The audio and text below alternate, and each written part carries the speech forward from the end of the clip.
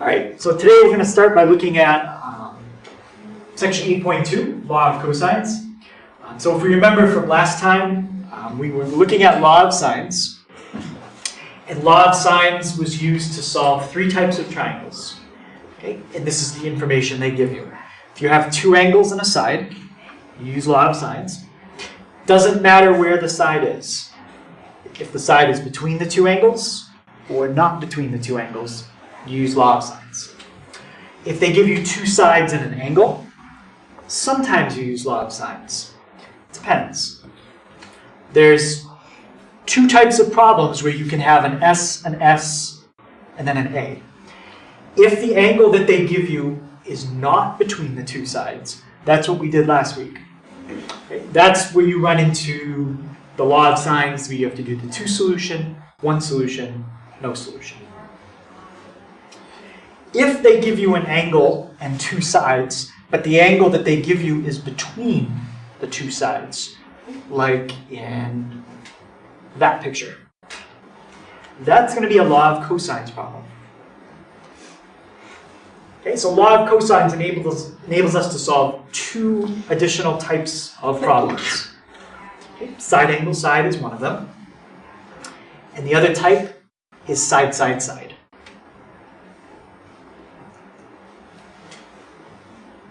Okay, both of these types, if you tried to use Law of Sines, it would not work. Okay, you couldn't do it. Because the key with Law of Sines is you have to know a piece of information and what's across from it. So you have to know a side and the angle across from it. Look at these pictures. In both cases, you never have what I just said. You don't know a side and the angle across from it. Okay? So if you're setting up your table, you do not have a complete row when you set up your three sides and three angles. Okay. So we'll look at Law of Sines. I'm going to hold off on the proof of Law of Cosines because, okay, for now I think I want to see what we can get through first with the idea we might not have class tomorrow. Okay, but I'm going to show you what the law is. And it starts out kind of looking like something you have seen before. Does anybody recognize what that is? Yeah? Pythagorean theorem. Pythagorean theorem. And if we were going to go back up to the diagram and use and figure out what the law of cosines is, it has to do with making a right triangle and then using Pythagorean theorem. So part of the formula for law of cosines is based on Pythagorean theorem. And the proof is in last year's video. Okay, well, we're going to hold off on it for now. But the problem is we know we can't use Pythagorean theorem unless we have a right triangle. Okay? And most of the problems this week are not. So there's this adjustment on the end. You have to subtract something.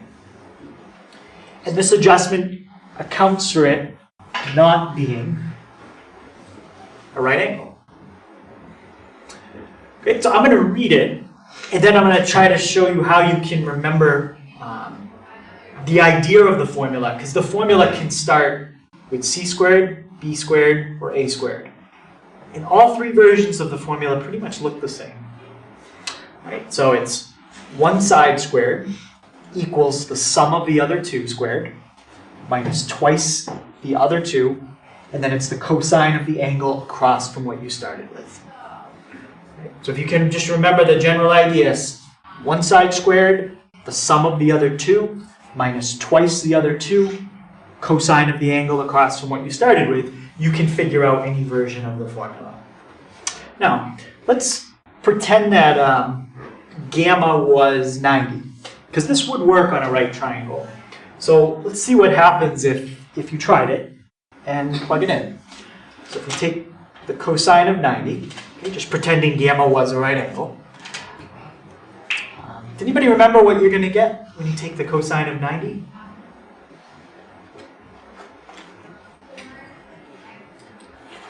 Yeah? 0. You get 0. So the cosine of 90 is 0. And then 0 times anything is what?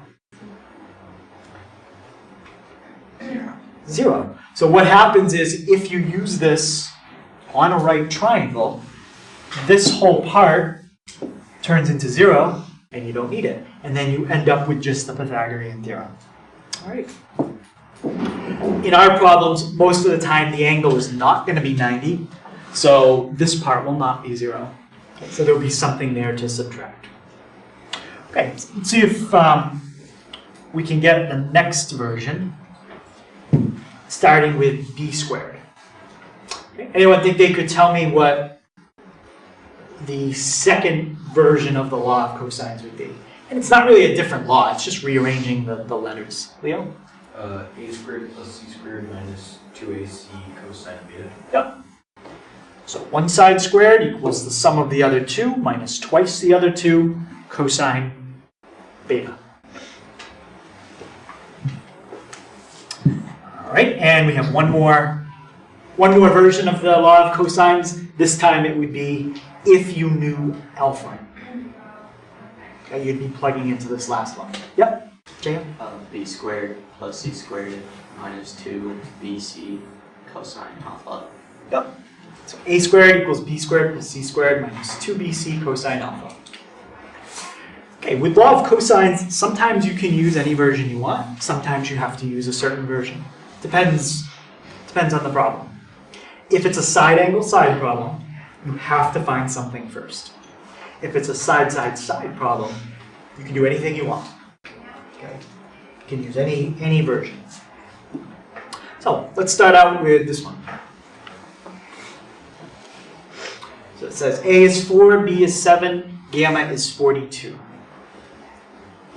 So how would we decide whether or not we should try law of sines or law of cosines?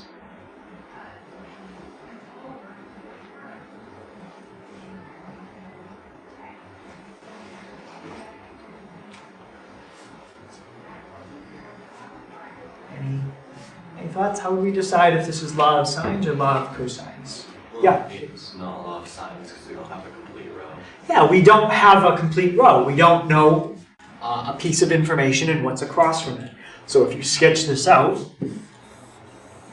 you'll see the same idea that we have in the table. You have A, but you don't know what's across from it. You have B, but again, you don't know what's across from it. And we have gamma, but we don't know what's across from it. So this is a side angle side. One of the two types that you use law of cosines to solve. Okay, any questions on that?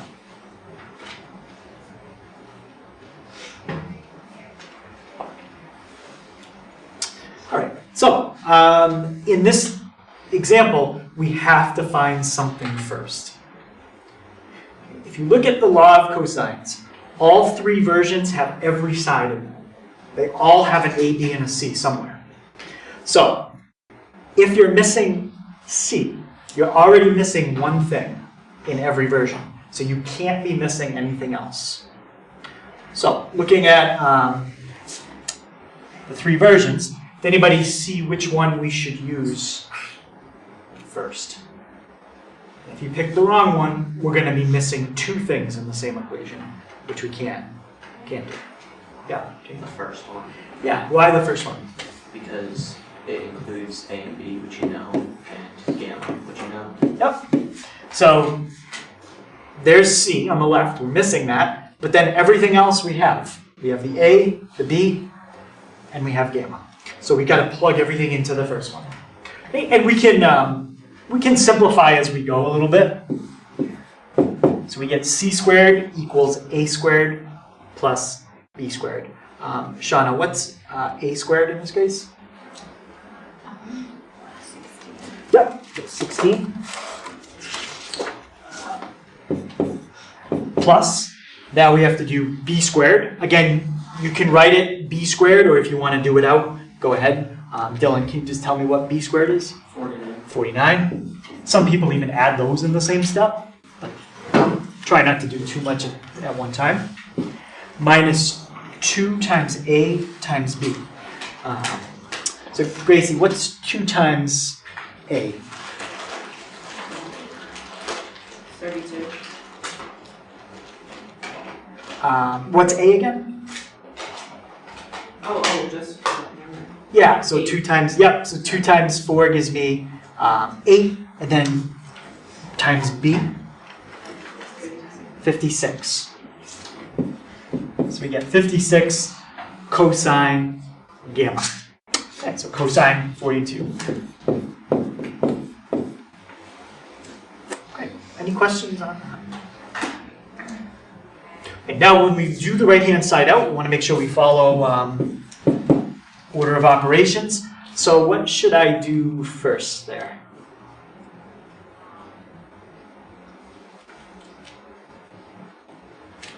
Well, Sam?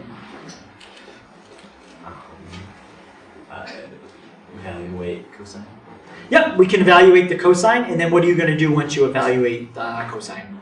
Multiply it with 56. Yeah, so let's do all that at once. Let's do 56 cosine 42, and that gives me 41.616. And then we still have 16 plus 49 in front. Okay, now we can just add everything up and subtract that last one. So we get 16 plus 49. And I'm just going to do minus the answer I just had on the screen, 41.616. Okay, so I get 23.384. Now that's not C, that's C squared. So Leo, what would be my last step? Find the square root of both sides. Yep, take the square root.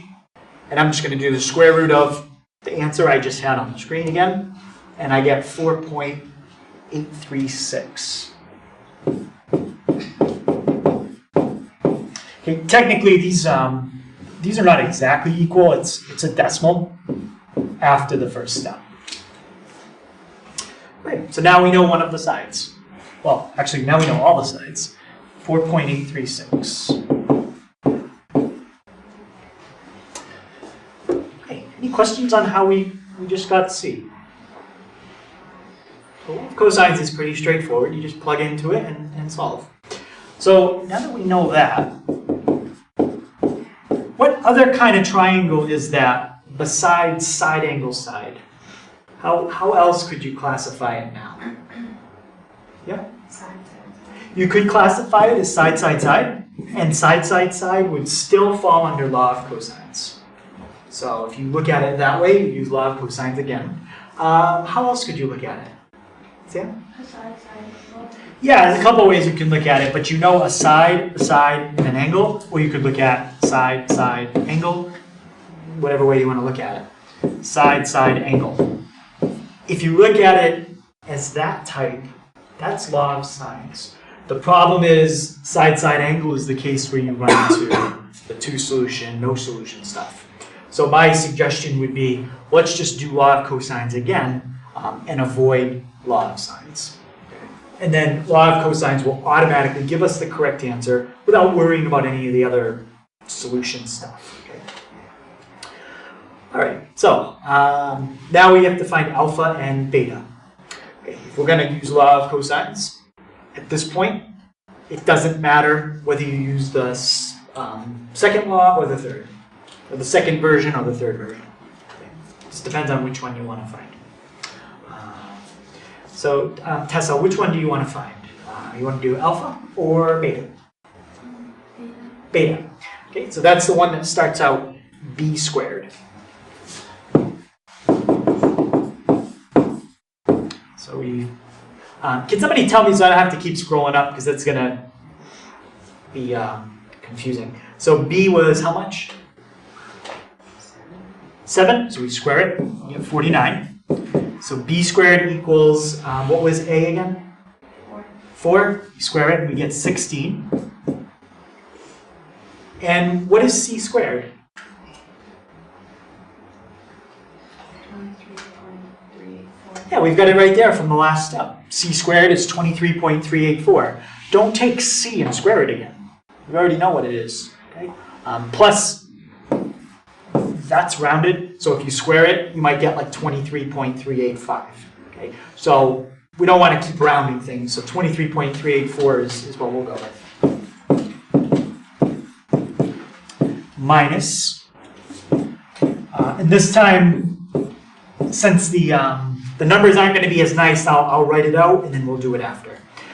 So b squared, a squared, c squared, we need 2ac.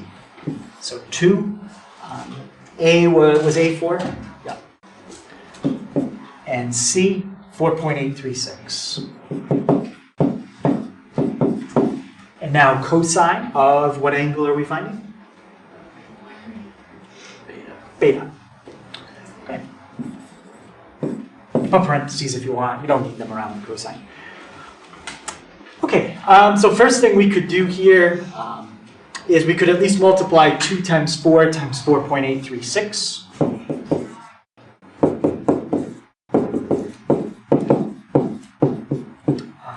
So that's 8 times 4.836. Does anybody have what that comes out to?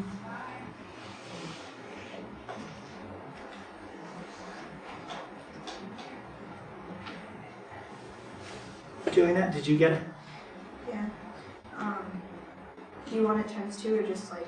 The whole thing. So we'll do 8 times 4.836. 38.688. Perfect. 38.688 cosine beta. Okay. I still have some more things I can combine there on the right side. What could I combine next?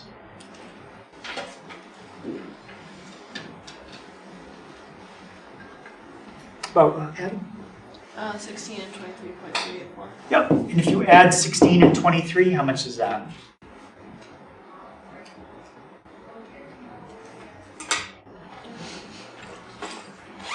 Just add that. Just add those two in your head. 16 and 23. 39. Yep. And then we just have the 384 on the end. So just throw that on the end. After this step, you're going to need a calculator because the calculations are going to get a little harder to do in your head. So 39,384 minus 38,688 cosine beta. Okay. So this is a step where you have to be careful. Okay. What would I do next?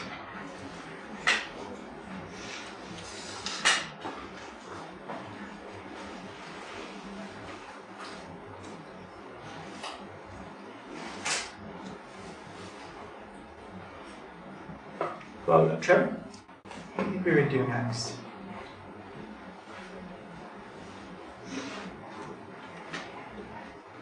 Divide by negative 38.688 cosine beta. You could. If you divide, you're going to have to do it in 3 spots, though, right now. Usually, we save the division for the step after the one I'm thinking of. But I agree, we are going to divide eventually, but we're going to hold off on that for now. We'll try something else first. Yep? You could minus the 39.384 from both sides. Yes, you have to bring the 39 to the other side. This equation is just like this one. You have a number equals a number minus a number times something you don't know. So you cannot do 39 minus 38. Because the 38 and 39 are not like terms. Okay. So we bring the 39 to the other side, and then we divide by the number in front of the variable, which is what Trevor said. All right, so now I think we'll need our calculator. So minus 39,384, that's gone. And if we do 49 minus 39, 49 minus 39.384, was that 9.6 something? Yeah, 9.616. Okay, so now we've got that on one side, and now we still have negative 38.688 cosine beta. Now we'll do the division that Trevor mentioned. And if this was an algebra 1 problem, at this point you would be done. The variable would be by itself. Ours still isn't. There's still something there we have to deal with. So that's gone. Negatives are gone. And now on the other side, I've got, don't even do that out, just leave it. 9.616 over negative 38.688. Okay. So I still have to deal with cosine. How do I get rid of cosine? Yeah? Take the arc cosine of each side. Yeah, we're going to do the inverse of the arc cosine of each side. And that is going to be the answer for beta. Inverse cosine, regular cosine cancel each other out. And we definitely need a calculator for that. Before you type it in, just look at your fraction quickly. Make sure the bigger number is in the bottom. If the bigger number is not in the bottom, don't even bother typing it in. It's just going to give you an error. You did something wrong at some point. Okay? So let's go second inverse cosine. 9.616 divided by negative 38.688. Okay, and we get 104.392. And that was for beta.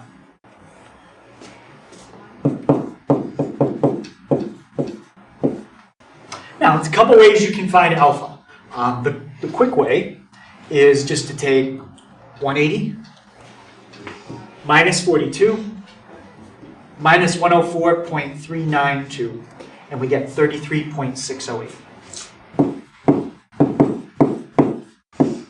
Okay, the longer way to find alpha, but a good way to double check your answer if you had the time, is find alpha the same way you found beta. Go through the steps, do the arithmetic, and do the inverse cosine of each side.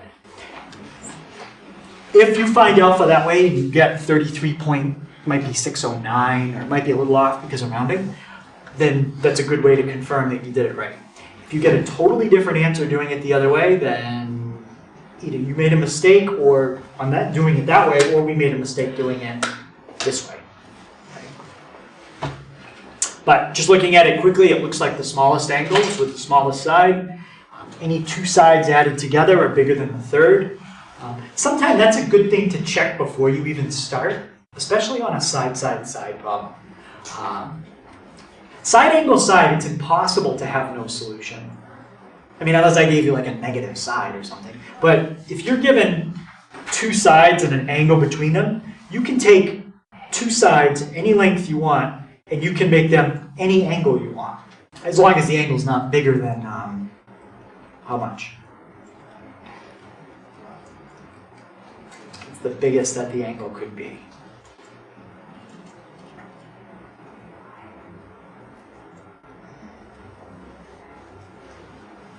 Okay. It can be over 180. It can't be over 180, right? As long as it's less than 180. If they told you it was 200, well, that's no solution. But if they give you a reasonable angle under 180, you can solve it.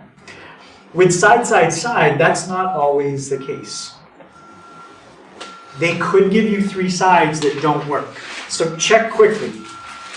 Add up any two sides and make sure that they are bigger than the third. Does that work here? If you pick any two sides and add them, are they bigger than the third? Yes. If they did something like this, okay, leave that as 5. But if they made that 1, I would just stop right now and say no solution. I wouldn't even try to solve it. Why is that no solution? Yeah? Because B and C are less than A. Yeah. It can't even be equal. That's still no solution. B plus C has to be bigger than A, and it's not. Okay? So if you get something like that, check it. Check it quickly, and just make sure that it is solvable, and this one is. Now, you know all the sides. So which version of the law of cosines do you have to use first? Sam? It doesn't matter.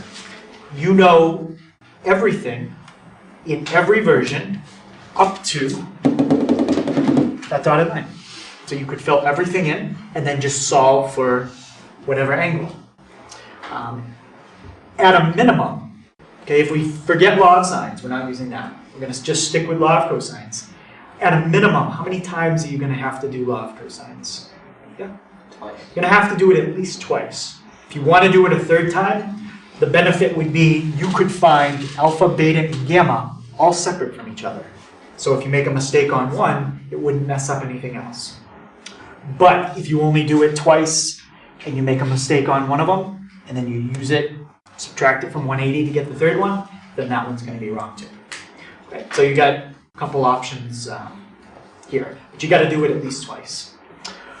All right, I think let's use a version we haven't used yet. We used the version for beta. That was the one for gamma. Let's do alpha. Okay, so let's find alpha first.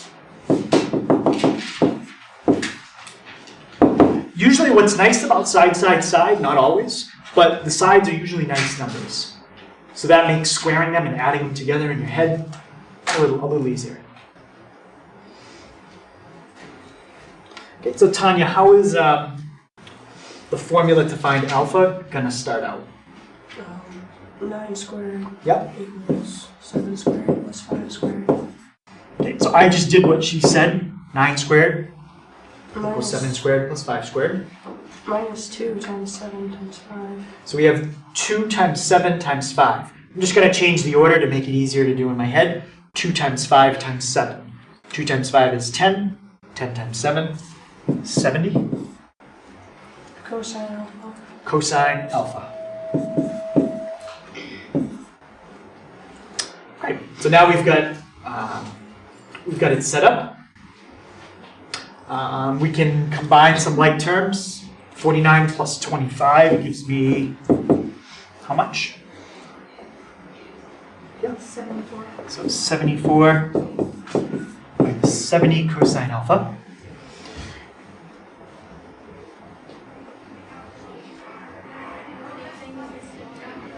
Okay, and Rebecca, what's my next step? Subtract 74. And Shauna, if I subtract 81 minus 74, that would give me 7.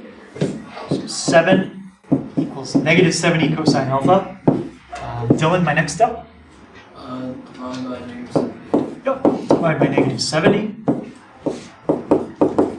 You can reduce that. Again, you could make it negative 1/10.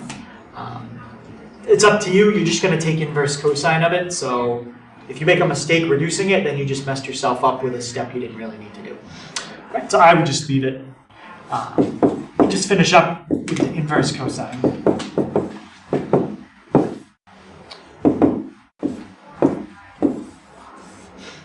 So it's inverse cosine of negative 7 over 70. I'm just checking quick, bigger numbers in the bottom. That's always good. If it's in the top, don't even type it in. All right, so we get negative 7 divided by 70. I don't know why I put extra negative in there. It's just one negative. Sorry about that. All right, so we get an angle of 95.739.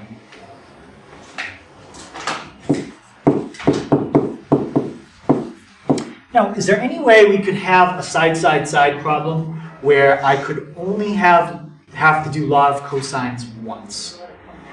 Can anybody think what they would have to give you to make it so you would only need to do it once, and the rest we would be almost done at this point? We're not. Yeah? If 2 sides equal. Yes, if 2 of the sides were the same, then 2 of the angles would be the same. So use that fact to speed things up if it happens. This is scalene, so all the angles are different. All right, so we've got alpha. We're going to do it one more time. Sam, do you want to find beta or gamma? Beta. Beta. Okay, so we'll set it up. Find beta. Also, you can kind of notice that if you do some of the steps in your head, you can really condense some of the work if you do the squaring in your head. And you don't have to write out as much. All right, so beta. Megan, how does the formula for finding beta, how does that start out? All right, so we've got b squared equals a squared plus c squared, so 81 plus 25. Minus, can you read the next part? Negative 2 AC cosine theta. So minus 2ac. I'm going to look at it as minus 2ca, just because that's easier for me to do. 2 times c is 10. 10 times 9, 90. And what did you say it was? Cosine of beta, because that's what we're finding. Okay, so now just combine your like terms, and then move things to the other side. Rather than rewrite it, I'm just going to combine them right there. What's 81 plus 25? 106. I'm going to subtract the 106 from each side. Okay, 49 minus 106. Can you say your answer again? Negative 57. So we get negative 57 equals negative 90 cosine beta. Jayan, my next, actually, you know what, just tell me my last two steps. You would divide by negative 90 So we would divide by the negative 90, and then take the inverse cosine. and then take the inverse cosine. Okay, so inverse cosine of 57 over 90. Does anybody already have what that comes out to? Megan? 50.704. 50.704. Right. And again, now we're at the step you can find gamma two ways. Find it on its own, or rely on the fact you got alpha and beta right, and just subtract from 180. That's how I'll do it this time. So 95.739 minus 50.704. Okay, so we get 33,557.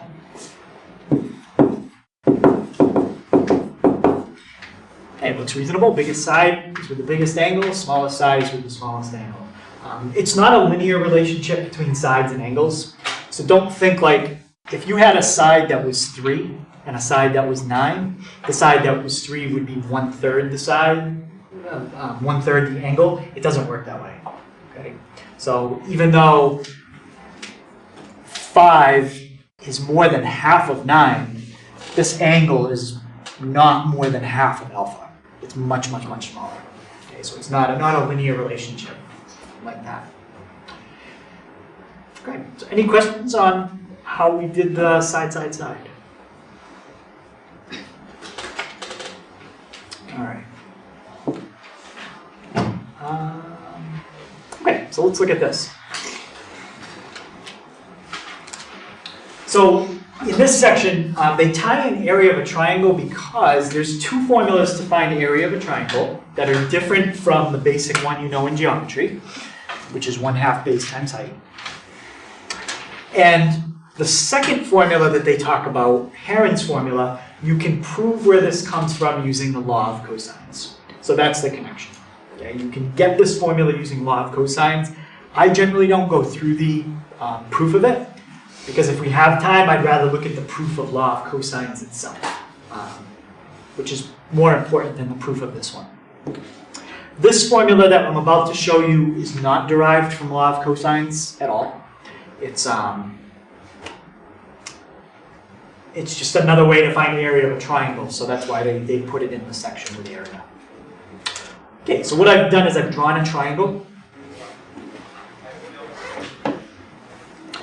I've labeled 2 of the sides in the big triangle, 2 of the angles, alpha and gamma, and then A and C. And I've labeled the bottom side B. Okay, so what I'm going to do is I'm going to look at this triangle in 2 halves. Okay, we've done this kind of idea before. Let's focus on just let's do the right-hand side.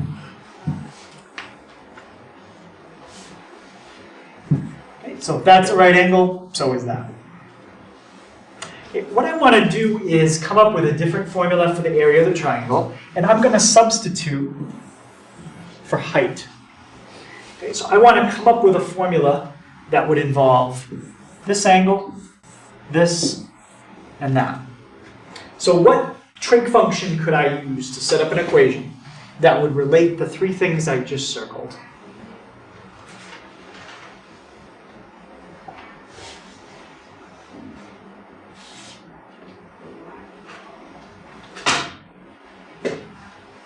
Okay? Use sine. Yeah. Could you set up for me an equation with those three things and tell me using sine? Sine gamma. Yep. Equals h over a. Exactly. It's a right triangle, so we can just go back to Sakatoa. The sine of gamma is h over a. And Jane, if you get h by itself, what would that equal?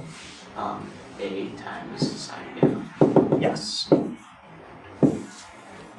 Fill that in for the height, and there's a new formula for the area of a triangle. Okay. I'm not as concerned about the actual letters here. I want you to notice a pattern, because you can really write this formula three ways, okay, depending on which angle do you know. I did it from the perspective of gamma. I could have done it from alpha or even beta. So now we have area is 1/2. The base of this triangle is B, and the height, I'm going to put A sine gamma. And usually they put that in alphabetical order. Since it's a product, you can rearrange it any way you want. 1/2 AB sine gamma. Now the key is to look at the structure of it. It has a 1/2, it has a side, and then sine of an angle. All three versions are written that way. Side, side, sine of an angle with a 1/2 in front. So let's circle, or let's just draw kind of a generic picture. Here's A, B, C, alpha, beta, gamma. What is the relationship of the angle, gamma, to A and B in that picture?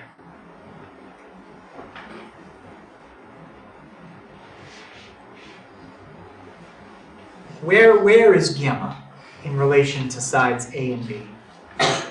Sam? It's between them. And if you can remember that, that's the idea of this formula. It's always 1/2 the product of two sides times the sine of the angle between them. Doesn't matter which sides you use. What if I did 1/2 AC? It would be 1/2 AC sine beta. If I did B and C, it would be 1/2 BC sine alpha. So rather than trying to remember three different versions, really you can just remember that idea. Okay. The area is half the product of the two sides times the sine of the angle between the sides. And that's on page 439 in your book. If you really want to write down all three versions, you can. But I think that's more to have to remember. Just remember the idea and you're all set. Also, if they give you a diagram and they don't label anything, you're not going to know which side is A, B, and C anyway. Like in this picture here.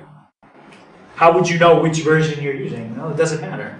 These could be A and B, maybe they're B and C, maybe they're A and C. We just need the general idea.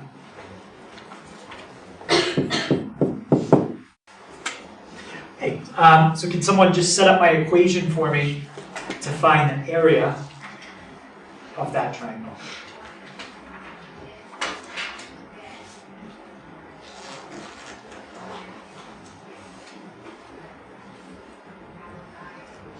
Yep, doing that. Would it be half 3 times 12? Half 3 times 12? Sine 1/11. Yes. And what you're really doing here, even though you're not thinking about it, is you're doing right triangle trig, and you are solving for the height. And you're really doing 1/2 base times the height. It's just the calculation to find the height is built into the formula for you, so you're not really thinking about it. Okay, so we do that out. We're going to end up with half of 12 is 6 times 3 is 18. And now we need a calculator. So 18 sine 105. Okay, so we get 17.38, well, we'll just say 17.39. And we just calculated an area, so what should I put on that? We don't have anything specific, so we have to be kind of generic about how we label it. Yeah, it's just units squared. If it was the sides were in inches, I would have put square inches. Okay. Okay. Any questions on that one? Now, what could you do if you didn't know that formula? Well, you would just go back and basically try to find the height of that triangle. That would be the distance from here to here. That's the height. The base is 12, the way I'm looking at it. Well, to find the height, all I would do is make a right triangle right here. Okay?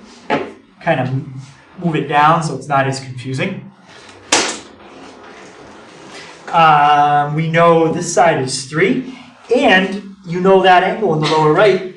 You just subtract it from 180. Thank you. If you just do 180 minus 105, there's that angle right there. And then you can find, oh, I'm sorry, this side's 3. And then you can find x, which is the height. So any questions on how you do that if you didn't know the formula? You'd be doing the same calculation we just did. If you, if you do 180 minus 105, what's that? This angle is 75.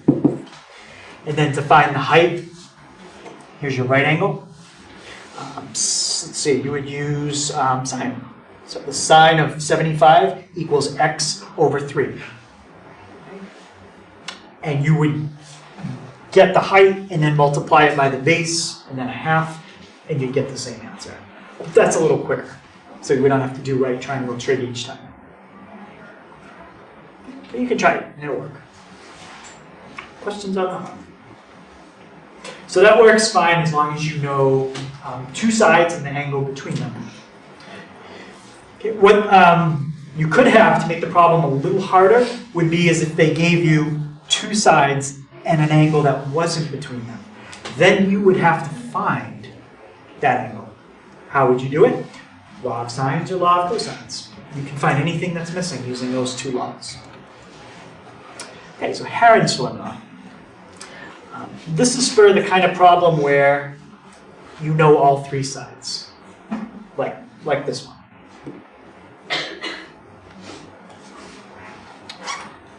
Now, technically, you don't need this formula because you should be able to find the area of that triangle right now.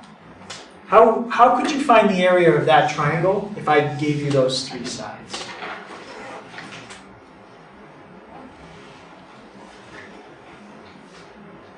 What could you do? Yeah. You could use law of cosines to find one of the angles. Mm-hmm. Use law of cosines, find one of the angles, and then what? And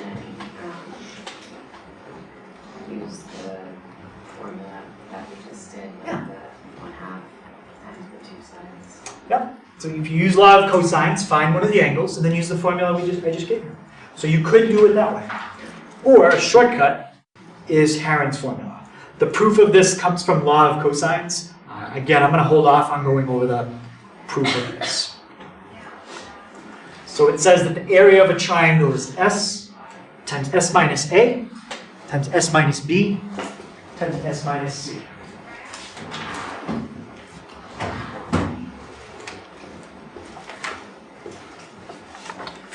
Well, we know what A, B, and C are. Those are the sides. But does anyone have a guess on what S is? something that easy to guess. Okay, S is what we call the semi-perimeter.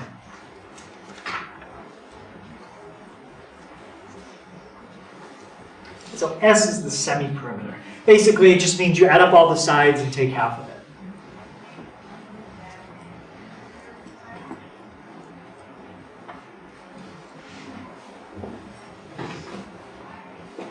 Okay, and the proof of Heron's formula, I think your book does do it.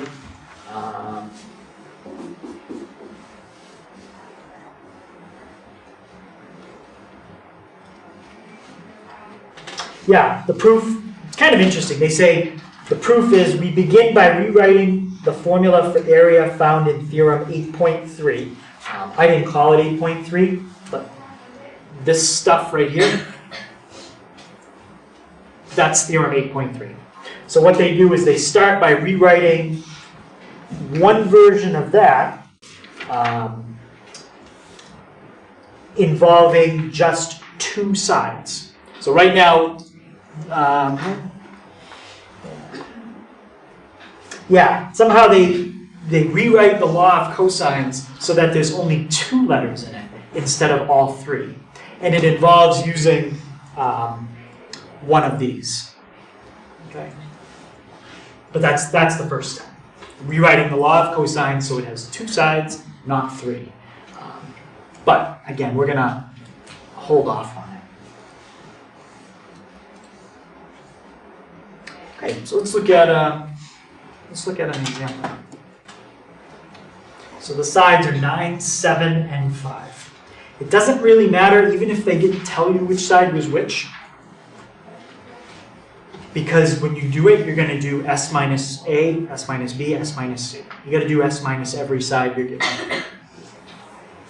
Okay, what should I find first here that I'm missing, but I need it before I can really start? Yeah, let's just find S. So the semi-perimeter, 9 plus 7 gives me 16. Plus 5 gives me 21. So the semi-perimeter is 10.5.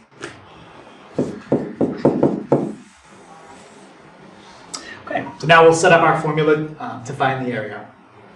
So it's semi-perimeter times the semi-perimeter minus every side. And you know what? We could just do that calculation as we go. So 10.5 minus 9. How much is that? Yeah, 1.5. So that's S minus A. S minus B, what's 10.5 minus 7? 3.5. And the last one, S minus C, 10.5 minus 5. Julia? 5.5. Okay. So now the next step is I'm going to type that all in at the same time. Okay. I'm not going to worry about finding the product separate and then the square root. Just do it all at once.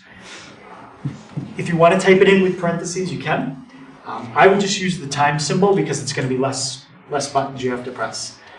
So 1.5 times 3.5 times 5.5. Okay, so we get 17.41. There were no labels for units, so we'll just say square units.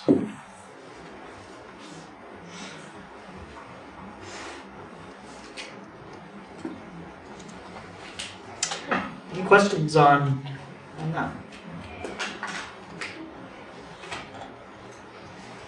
Yeah. That wouldn't be exactly equal, right? No, yeah, it's approximate, yeah. When you're taking a square root, unless the number that ends up as a perfect square for the radicand, the answer is always irrational. You cannot write it as a fraction or a decimal. Great. Any other questions on that one? All right. So, you guys take a second, or actually, maybe take a few minutes, try that one. We'll give you kind of a hint with a diagram. And the idea here is a surveyor wants to measure the distance between 2 points. And for some reason, the distance can't be measured directly. Maybe it's 2 points on each side of a canyon. Okay? And the surveyor is at a spot where the land is together, and then in front of him, the land separates. And he wants to measure the distance on each side. Okay, so the surveyor is standing at, let's see, point C. And they want to measure the distance between A and B. And the surveyor can measure the distance to A directly and B, and those values are given. And they also know the angle between where they're standing. If they point at A, and then they point a laser at B, you'd have to turn it 54 degrees to shoot it at each location. Okay, so the question is just to find the distance between A and B. So take a few minutes, see if you can figure out that distance. Okay, so let's take a look. So here, we're going to be using law of cosines, because you have a side angle side. But the key is, you have to remember the general idea of law of cosines, because you really don't have the sides labeled the way we're used to.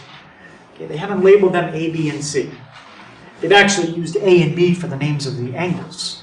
Okay, just kind of, you have to get used to just the general idea. So let's call the side that we don't know X. So we're going to start out with one side squared equals the sum of the other two squared.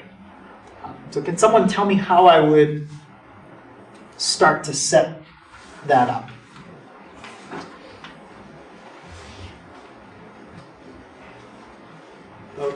Yeah, Leo? X squared equals 160 squared plus 110 squared. Yep, so x squared equals 160 squared plus 110 squared minus twice the product of the two sides you just used, 160 and 110. So 160, 110. And we have to use the cosine of the angle that's across from the side we want to know. How big is the angle across from the side we're trying to find? Yeah?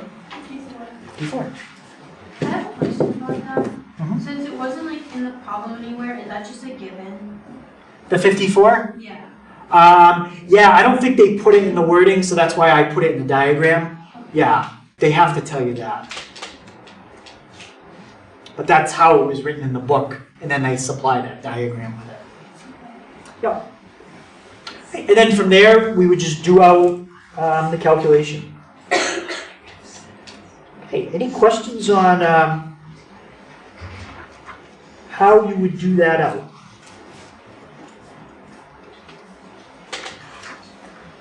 Okay, when you do it out, you should get an area of 130.42 feet. Did anybody get that? You did? Oh, good.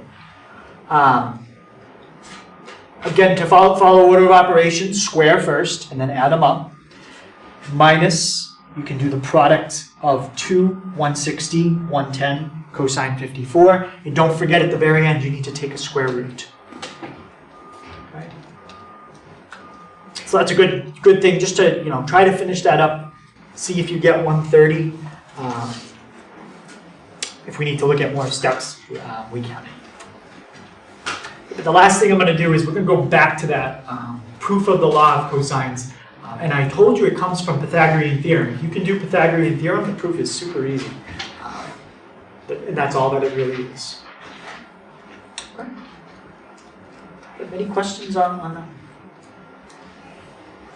All right, so let's look at this diagram. So the whole key with doing the proof of law of cosines is I want to do Pythagorean theorem on that triangle right there.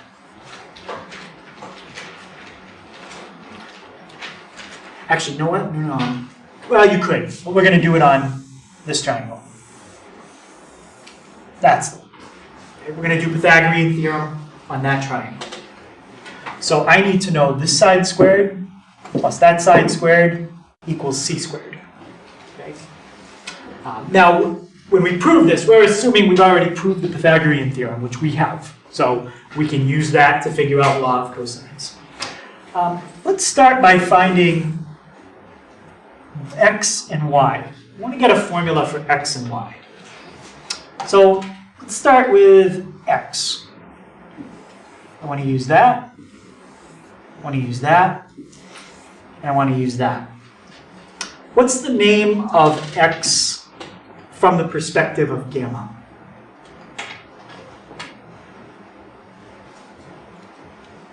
What, Trevor? Is it opposite, adjacent, or hypotenuse?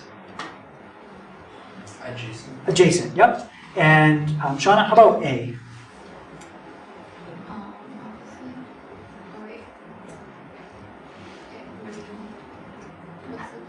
Is A opposite, adjacent, or hypotenuse? It's hypotenuse because it's across from a 90. So Dylan, what trig function involves adjacent and hypotenuse? Cosine. Cosine. So we could say cosine of gamma equals x over A. And Grace, if you get x by itself, what would I do? Multiply both sides by A. So there's a formula for x. Come back to that in a second. Now I want to get a formula for y, which is the height of the red triangle. So now I want to use that side. Well, we know y is, well, we know A is hypotenuse. Sam, what's y? It's the height, and then from the perspective of gamma, it's opposite. Opposite and hypotenuse, we just did that trig function earlier. Jay, and what trig function is opposite and hypotenuse? So the sine of gamma equals opposite over hypotenuse. And Jane, can you get y by itself for me? It would be A sine gamma. Okay. So now we're almost ready to do Pythagorean theorem. I know this side is c. I know that side is a sine gamma. But the bottom side, I have this part. The whole thing is b. So what would the red question mark be?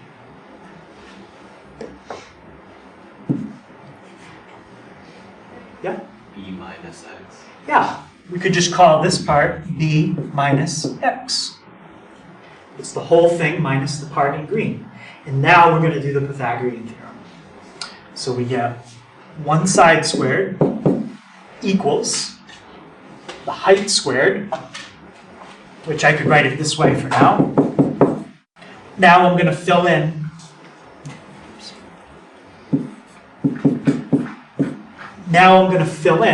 for y and the other side on the bottom, b minus x. So c squared equals y is a sine gamma. A sine gamma squared plus b minus x. Well,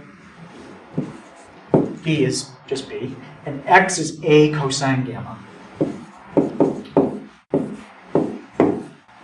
Okay, let's do that out and see what happens. First one is easy. Okay, when you have a product and you square it, you just square each term. A squared, sine squared. That's the first part. But when you have a binomial and you want to square it, what do you have to use to do that? Caleb? Yeah, you have to think of it as FOIL. So if it's confusing, because you're not used to seeing it with like trig functions in it, instead of writing squared, if it helps visually, just write it twice. So then you can see that. Okay, Megan, what's b times b? B squared.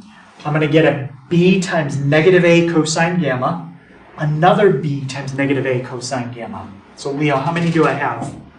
2. Minus 2 a b, right? B A, same thing, minus 2AB cosine gamma. So maybe you're starting to recognize part of the law of cosines. And the last part, negative times a negative, Sam? Positive. A times A squared, cosine times cosine, cosine squared, gamma.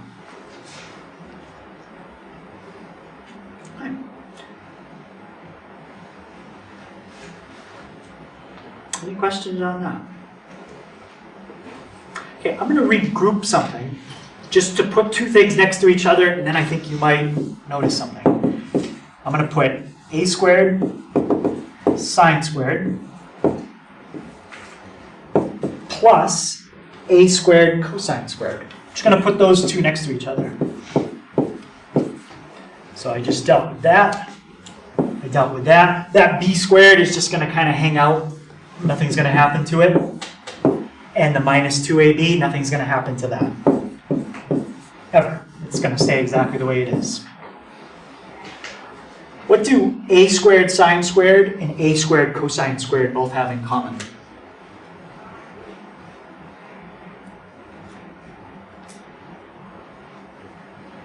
Tim? What's that? So they have the same argument. Yep. How about in terms of factors? Leo? A squared. They both have a squared as a factor. So what can we do when two things have the same factor? Factor it out. A squared sine squared plus cosine squared. Hopefully we remember that. Sine squared plus cosine squared. And the rest of it just stays the same. What's sine squared plus cosine squared? Yeah. 1. That's a trig identity. That's a Pythagorean identity. All of that turns into 1, and look at what you're left with. A squared plus b squared minus 2ab cosine gamma. That's exactly what the law, that's the way I wrote it. It's the third version of the law of cosines. Okay, so that's how the law of cosines comes from Pythagorean theorem. Not too bad of a proof, about 4 steps or so, 5 steps maybe. But quick enough, it's worth going through it. Okay, so any questions on that? All right, so homework for tonight is on page 443. 1, 2, 5, 6. And my suggestion would be check the sides first to make sure they didn't give you a no solution. Because it's kind of frustrating when they do that, because there's no work and you get stuck. 13, 14, and 17 through 20. So if we have class tomorrow, I'll check it. If we don't, this will be due on Wednesday. And the plan right now would be to have a take-home test due next Monday if we don't have class. If we miss class on 2 days, then I don't know. I'll figure it out then.